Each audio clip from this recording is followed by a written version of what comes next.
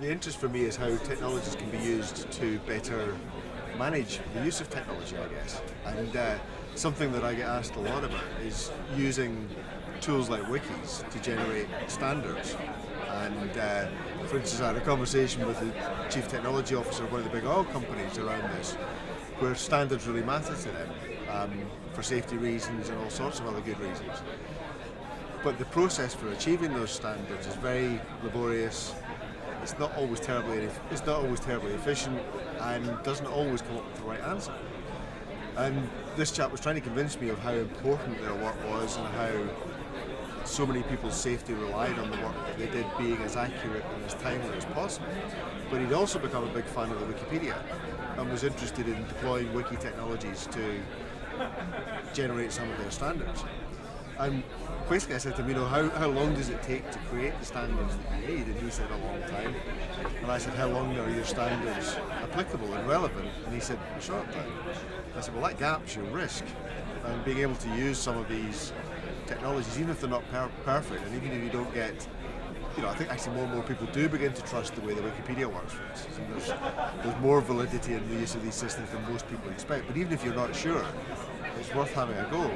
And I know the work you've been doing with What and just expanding the connections that people involved in the electricity industries have, both with the authorities but also with each other.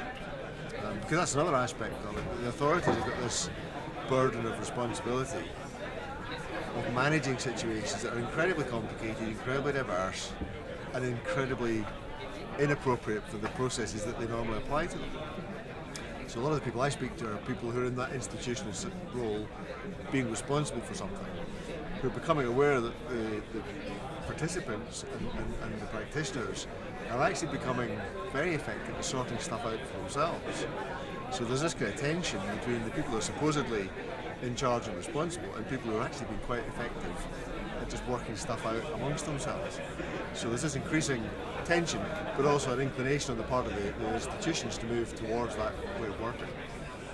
So basically, there you're differentiating between an official standard and a de facto standard.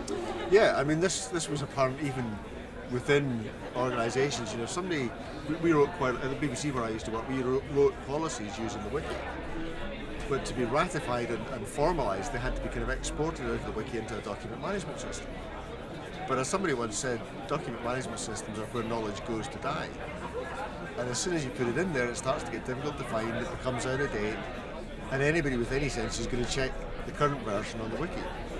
So again, you've got this slight tension between the formal, verified, legalised world and the world that people actually have to live in.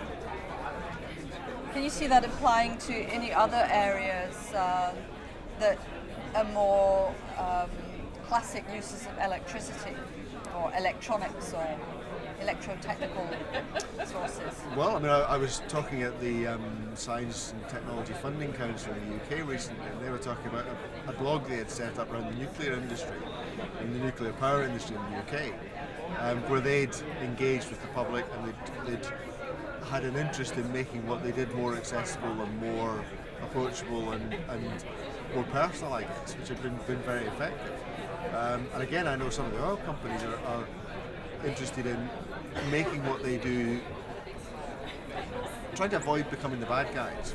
So it's very easy for some of these risky industries like nuclear power to just be plagiarised, being portrayed as being the bad guys in all sense. But in fact, a lot of their experts are just as concerned with safety or ecology or whatever else as the people who are agitated about it.